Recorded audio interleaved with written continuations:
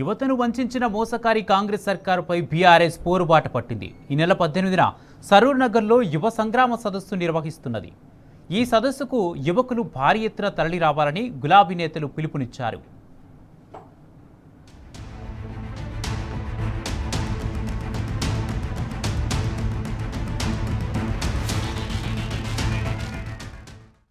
Youth declaration పేరిట యువతను మోసం చేసిన కాంగ్రెస్ సర్కారుపై బీఆర్ఎస్ పోరుబాట పట్టింది. ఈ నెల 18న హైదరాబాద్లోని సరూర్ నగర్ స్టేడియంలో యువ సంగ్రామ సదస్సు నిర్వహిస్తోంది. ఈ సదస్సుకు BRS party working president KTR హాజరు కానున్నారు. ఎమ్మెల్యే సుధీర్ రెడ్డి, ఎమ్మెల్సీ సంబీపూర్ రాజు, మాజీ ఎమ్మెల్యేలు మంచిరెడ్డి కిషన్ రెడ్డి, నోముల భగత్, ఎర్రోళ్ల శ్రీనివాసులతో కలిసి సదస్సు ఏర్పాట్లను పరిశీలించారు. యూత్ డిక్లరేషన్ పేరిట కాంగ్రెస్ పార్టీ నిరుద్యోగులను నిండా ముంచిందని తీవ్రస్థాయిలో విరుచుకుపడ్డారు ఎమ్మెల్యే సుధీర్ రెడ్డి. యువతకు అనేక హామీలిచ్చిన కాంగ్రెస్ పార్టీ ఇప్పటి వరకు ఏ ఒక్క హామీని నెరవేర్చలేదని మండిపడ్డారు. చలో సరూర్ నగర్ సభకు నిరుద్యోగులు పెద్ద ఎత్తున తరలి రావాలని పిలుపునిచ్చారు. 18వ తారీఖు నాడు నిరుద్యోగ సంగ్రామ సభ ఇక్కడ జరగబోతుంది. నిరుద్యోగ సంగ్రామ సభ పెట్టడానికి కారణాలు ఏంటంటే, ముఖ్యంగా రాష్ట్రంలో ఉన్న యువకులందరినీ కూడా కాంగ్రెస్ పార్టీ అనేక రకాలుగా మోసాలు చెప్పి అబద్దాలాడి అధికారంలోకి వచ్చి వాళ్ళ సంక్షేమం కానీ వాళ్ళకి ఇచ్చిన వాగ్దానాలు కానీ నెరవేర్చకుండా గాలికి వదిలేసారు.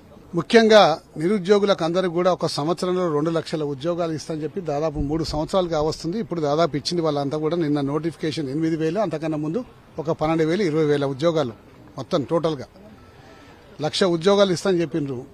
అబద్దాలు చెప్పి అధికారంలోకి వచ్చిండ్రు. రాగానే నిరుద్యోగ భృతి ఇస్తామని చెప్పిండ్రు. ఇప్పటి వరకు నిరుద్యోగ భృతి లేదు. రాగానే జాబ్ క్యాలెండర్ చేస్తామని చెప్పిండ్రు. ఇప్పటిదాకా జాబ్ క్యాలెండర్ లేదు.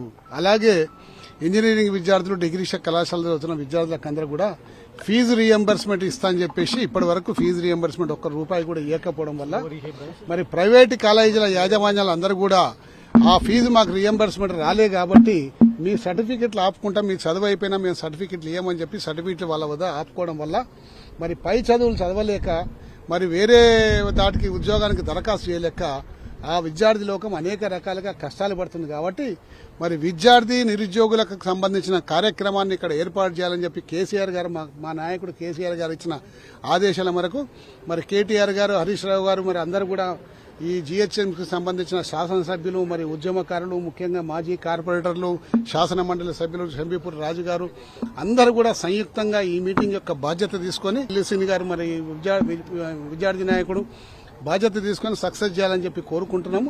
మరోవైపు హైదరాబాద్లోని అమరవీరుల స్తూపం వద్ద బీఆర్ఎస్ నాయకులు శుభప్రద్ పటేల్ తదితరులు యువ సంగ్రామ సదస్సు పోస్టర్ను విడుదల చేశారు. యూత్ డిక్లరేషన్ పేరుతో కాంగ్రెస్ ప్రభుత్వం తెలంగాణ విద్యార్థులను, నిరుద్యోగులను నమ్మించి దగా చేసిందని భగ్గుమన్నారు. ఈ సదస్సులో యువత పెద్ద ఎత్తున పాల్గొని విజయవంతం చేయాలని పిలుపునిచ్చారు.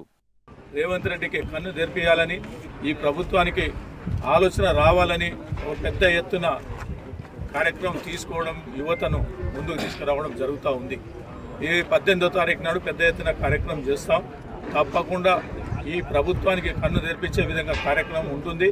అదేవిధంగా రేపు భవిష్యత్తులో కూడా వీళ్ళు చేయనియరు అనేది కూడా ఆలోచన వస్తూ ఉంది.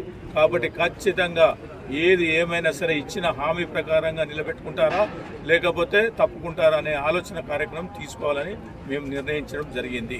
రాష్ట్ర యువతకు కాంగ్రెస్ చేసిన మోసాలను ఎండగట్టేందుకు ఈ నెల 18న యువ సంగ్రామ సభ నిర్వహిస్తున్నట్లు బీఆర్ఎస్ నేతలు ప్రకటించారు.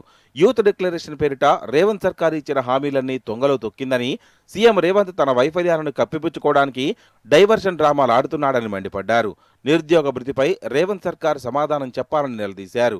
యువ సంగ్రామ సభకు యువత పెద్ద ఎత్తున తరలి రావాలని పిలుపునిచ్చారు. బీఆర్ఎస్ చేపట్టిన యువ సంగ్రామ సదస్సుకు పెద్ద ఎత్తున తరలి వచ్చేందుకు నిరుద్యోగులు, విద్యార్థులు, యువత సిద్ధంగా ఉన్నారు.